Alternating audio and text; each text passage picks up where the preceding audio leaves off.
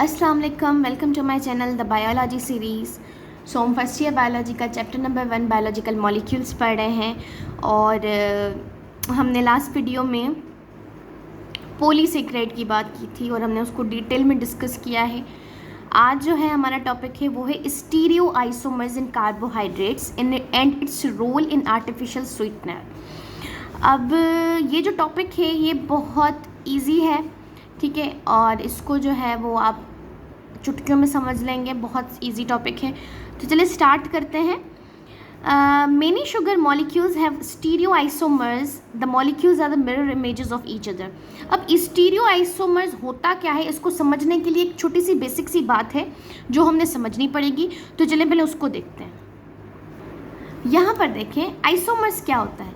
Isomers मैंने बताया था ऐसे मॉलिक्यूल्स जिनका मॉलिक्यूलर फार्मूला सेम हो बट उनका स्ट्रक्चरल फार्मूला डिफरेंट हो। स्ट्रक्चरल फार्मूला डिफरेंट होने का मतलब होता है उनके एटम्स की अरेंजमेंट थोड़ी डिफरेंट होगी। तो ऐसे मॉलिक्यूल्स को हम आइसोमर्स कहते हैं और इस प्रोसेस को हम आइसोमेरिज्म कहते हैं। अब आइसोमेरिज्म आपके 3 टाइप्स के होते हैं। एक होता है स्ट्रक्चरल आइसोमेरिज्म, एक होता है स्टीरियो आइसोमेरिज्म और एक होता है ऑप्टिकल आइसोमेरिज्म। स्ट्रक्चरल और ऑप्टिकल का काम नहीं है, लेकिन स्टीरियो आइसोमेरिज्म एक आइसोमेरिज्म का ही टाइप है और इसकी मीनिंग भी होती है कि ऐसे मॉलिक्यूल्स जिनका मॉलिक्यूलर फार्मूला सेम हो बट उनकी ओरिएंटेशन ऑफ एटम्स डिफरेंट हो। ओरिएंटेशन का मतलब है एटम्स की जो पोजीशन होगी उसमें डिफरेंस आ जाएगा। अब स्टीरियो आइसोमेरिज्म के फर्दर 2 टाइप्स होते हैं। एक होता है एनेंशियोमर, एक होता है डायस्टेरोमर, ठीक है। अब ये हमारा टॉपिक नहीं है, एनेंशियोमर को हम देख लेते हैं। एनेंशियोमर ऐसे मॉलिक्यूल्स होते हैं जिसमें शुगर के मॉलिक्यूल्स एक दूसरे के मिरर इमेजेस होते हैं। मिरर इमेजेस का मतलब क्या होता है, फॉर एग्जांपल ये एक तरफ ग्लूकोज का मॉलिक्यूल है, ठीक है, और दूसरी साइड बिल्कुल ही सेम ग्लूकोज का मॉलिक्यूल है, यानी इसका बिल्कुल अपोजिट मिरर है, मिरर इमेज है, बिल्कुल इसी तरीके से है, लेकिन डिफरेंस क्या आ जा रहा है, ओरिएंटेशन ऑफ एटम्स में डिफरेंट आ जा रहा है। अब ओरिएंटेशन चेंज किस तरीके से हो जाती है, देखिए जब आप मिरर के आगे खड़े होते हैं तो आप देखते हैं कि आपको लेफ्ट वाली चीज़ राइट में नज़र आती है, राइट वाली चीज़ लेफ्ट में नज़र आती है। तो आप देखते हैं कि आप मिरर के जब अपोजिट खड़े होते हैं तो बिल्कुल ही अपोजिट चीज़ें नज़र आ रही होती हैं। सेम एज इट इज़ इसमें क्या होता है, ये एक दूसरे के बिल्कुल अपोजिट होते हैं, इसके लिए इसको मिरर इमेजेस कहा जाता है। थोड़ा सा यहाँ पर देखें, ये कार्बन नंबर 1 2 3 4 5 है। यहाँ पर देखें ये जो है OH इस साइड पर है, यानी राइट साइड पर है, लेकिन यहाँ पर OH कहाँ है, लेफ्ट साइड पर। यहाँ पर H कहाँ है, राइट साइड पर, लेकिन यहाँ पर कहाँ है, लेफ्ट साइड पर। ये देखें OH राइट साइड पर, ये देखें HO लेफ्ट साइड पर। देखें तो इसके ओरिएंटेशन में डिफरेंट आ गया है। तो ऐसे कह सकते हैं मॉलिक्यूल्स जो एक दूसरे के बिल्कुल मिरर इमेजेस हों, एक दूसरे के बिल्कुल अपोजिट हों, उसे हम कहते हैं एनेंशियोमर, और ये भी एक टाइप है स्टीरियो आइसोमर का। ओके, हाँ चलें देखते हैं क्या होता है। अब देखें हम क्या करते हैं, सारे मॉलिक्यूल्स को छोड़कर हम सिर्फ 5th कार्बन को देखते हैं। 5th कार्बन पर अगर OH की पोजीशन को देखते हैं, अगर OH की पोजीशन हुई राइट साइड पर तो इसे हम कहते हैं डी ग्लूकोज, और अगर लेफ्ट पे हुई तो हम उसे कहेंगे एल ग्लूकोज।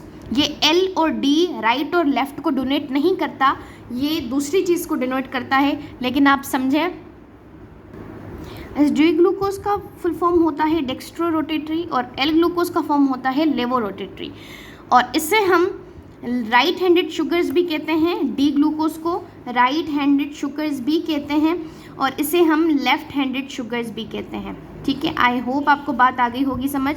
हम इनकी OH की ओरिएंटेशन देते हैं कार्बन नंबर 5 पर कि OH किस साइड पर है। अगर ये राइट साइड पर है तो डी ग्लूकोज और इसे राइट हैंडेड शुगर कहा जाएगा, और अगर लेफ़्ट साइड पर है तो एल ग्लूकोज, इसे लेफ्ट हैंडेड शुगर भी कहा जाता है, और इन दोनों का फुल फॉर्म मैं आपको बता चुकी हूँ, ठीक है। आई होप आपको बात समझ आ गई होगी। चलिए टेक्स्ट पर चलते हैं, क्या है वो।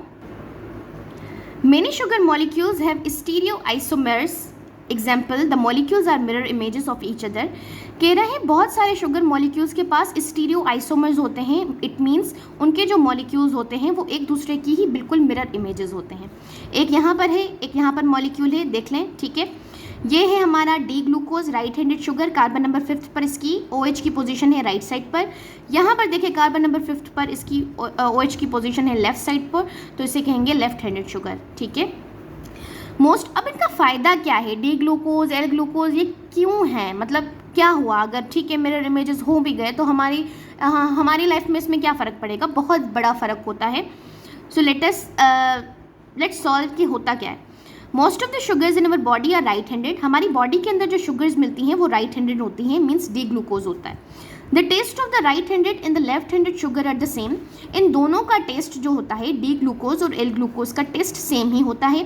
उसकी जो प्रोटीन्स होती हैं, enzymes are also right handed and left handed.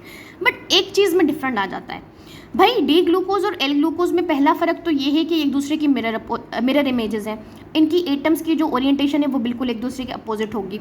दूसरा फ़र्क ये आता है कि इनके जो एंजाइम्स होते हैं वो डिफरेंट होते हैं। मैंने आपको शायद पिछली वीडियोज़ में मैंने आपसे बात की है कि एंजाइम्स जो होते हैं वो बेसिकली रिएक्शन के रेट को मेटाबोलाइज करते हैं, स्पीड अप करते हैं, ठीक है, आपका रिएक्शन लेके चलते हैं। अब होता क्या है, एंजाइम्स जो होते हैं वो हर किसी मॉलिक्यूल के लिए स्पेसिफिक होते हैं। स्पेसिफिक का मतलब होता है अगर लिपिड का एंजाइम है तो वो लिपिड पर ही काम करेगा, प्रोटीन का एंजाइम है तो वो प्रोटीन पर ही काम करेगा, और कार्बोहाइड्रेट का एंजाइम है तो वो कार्बोहाइड्रेट पर ही काम करेगा। लेकिन कार्बोहाइड्रेट के भी मुख्तलिफ टाइप्स होते हैं। अगर मोनोसेक्राइड का एंजाइम है तो वो मोनोसेक्राइड पर काम करेगा, अगर ओलिगो का है तो वो ओलिगो पे काम करेगा। इट मीन्स कि हर एंजाइम स्पेसिफिक है हर एक मॉलिक्यूल के लिए। तो इन दोनों का टेस्ट तो सेम होता है, लेकिन हमारी बॉडी में जो मिलती है वो राइट हैंडेड शुगर होती है, इनका टेस्ट सेम होता है। जब हमारी बॉडी के अंदर राइट हैंडेड शुगर्स मिलती हैं तो इट मीन्स हमारे पास एंजाइम भी राइट हैंडेड वाला ही होगा, क्योंकि हमारी बॉडी के अंदर राइट हैंडेड शुगर मिलता है तो हमारे पास एंजाइम भी राइट हैंडेड शुगर को मेटाबोलाइज करने वाले होंगे, लेफ्ट हैंडेड वाले नहीं होंगे। Okay, The enzymes which are present in our body are also right-handed, therefore right-handed enzymes metabolize right-handed sugar। तो हमारी बॉडी के अंदर जो एंजाइम मिलते हैं वो होते हैं राइट हैंडेड वाले। इसके लिए राइट हैंडेड के एंजाइम्स सिर्फ और सिर्फ राइट हैंडेड शुगर्स को ही मेटाबोलाइज करेंगे। They are unable to digest और मेटाबोलाइज लेफ्ट हैंडेड शुगर। ये उसको डाइजेस्ट ही नहीं कर सकेंगे, लेफ्ट वाले को ये डाइजेस्ट ही नहीं कर सकेंगे, क्योंकि enzyme are specific in their activity. वो स्पेसिफिक होते हैं, वो ऐसे तैसे काम नहीं करते, उनको स्पेसिफिसिटी चाहिए होती है। The artificial sweeteners which are used by diabetic patient usually are left handed sugar. ये जो आर्टिफिशियल स्वीटनर्स होते हैं, जो कैंड्रिल होती है आपके घर में इस्तेमाल होती होगी इफ़ कोई डायबिटिक पेशेंट होगा। बाय द वे ये जो है वो डायबिटिक पेशेंट्स जो होते हैं वो यूज़ करते हैं, और इससे होता क्या है, आर्टिफिशियल स्वीटनेस आ जाती है आपके खानों में, और इसका बिल्कुल टेस्ट सेम होता है शुगर की तरह। लेकिन हमारे पास क्योंकि लेफ्ट हैंडेड शुगर की एंजाइम ही नहीं है तो ये लेफ्ट हैंडेड शुगर हमारी बॉडी के अंदर जा सकती है। डायबिटिक पेशेंट इसको यूज़ करते हैं। इन शुगर का मास सेम होता है, सेम ट्विस्ट होता है, लेकिन इनकी ज़ीरो कैलोरीज होती हैं। अब ज़ीरो कैलोरीज का मतलब क्या होता है, क्योंकि ये शुगर डाइजेस्ट ही नहीं हो सकती हमारी बॉडी के दौरान, क्योंकि हमारे पास एंजाइम ही नहीं है। Because all of our enzymes are right handed, क्योंकि हमारे पास जितने भी एंजाइम हैं वो राइट हैंडेड शुगर के हैं, लेफ्ट हैंडेड का एक भी नहीं है। इसकी वजह से होता क्या है, एंजाइम जो है वो उसके साथ रिएक्ट नहीं कर सकता। Left handed want fit into catalytic site. Catalytic site means reaction वाली साइड पर लेफ्ट हैंडेड फिट ही नहीं होते। जब फिट नहीं होते तो ब्रेक डाउन ऑफ शुगर नहीं होती। जब ब्रेक डाउन ऑफ शुगर नहीं होती तो मेटाबॉलिज्म नहीं होगा। जब मेटाबॉलिज्म ही नहीं होगा तो कैलोरीज कहाँ से आएंगी। इसके लिए डायबिटीज़ वाले पेशेंट या जो डाइटिंग पर होते हैं वो वाले जो लोग होते हैं वो क्या करते हैं, आर्टिफिशियल स्वीटनर्स का यूज़ करते हैं। खाने में टेस्ट भी आ जाता है और उनकी कैलोरीज भी नहीं बढ़ती। तो ये है रीज़न डी ग्लूकोज और एल ग्लूकोज का। ओके, आई होप आपको बात समझ आई होगी। इंशाल्लाह हम नेक्स्ट वीडियो में कवर करेंगे प्रोटीन, उसको बहुत अच्छे डिटेल से पढ़ेंगे। आपको पूरा कार्बोहाइड्रेट वाला जो टॉपिक है वो समझ आया होगा। आप मेरी वीडियोज़ को लाइक तो नहीं करते, लेकिन चले लाइक कर दीजिएगा मेरी वीडियोस को, और लाइक सब्सक्राइब कीजिएगा, शेयर कीजिएगा, ताकि बहुत ज़्यादा बच्चों तक ये मेरी वीडियोस जो हैं पहुंच सकें। और बस अपनी पढ़ाई कंटिन्यू करिएगा, ठीक है। और कोई चीज़ इंपॉर्टेंट है नहीं है उसको छोड़ दीजिएगा। बाकी ये स्ट्रक्चर्स पे थोड़े होता है, स्टूडेंट्स को थोड़ा वो होता है, मुश्किल होती है कि स्ट्रक्चर्स का क्या सीन है। स्ट्रक्चर्स बेसिकली अभी के लिए आप ना याद करें, डजेंट मैटर, लेकिन इंटर में वैसे भी आप ऑर्गेनिक केमिस्ट्री में स्ट्रक्चर्स पढ़ेंगे। ओके, तो स्ट्रक्चर्स को फिलहाल ना देखें, इट्स ओके, बस आप देख लें कि भाई बन किस तरीके से रहा है। OH की ओरिएंटेशन हमने उसमें भी पढ़ी थी, जो था अल्फ़ा और बीटा वाले में, तो उस हिसाब से याद कर लें और ये भी थोड़ी ओरिएंटेशन याद कर लें।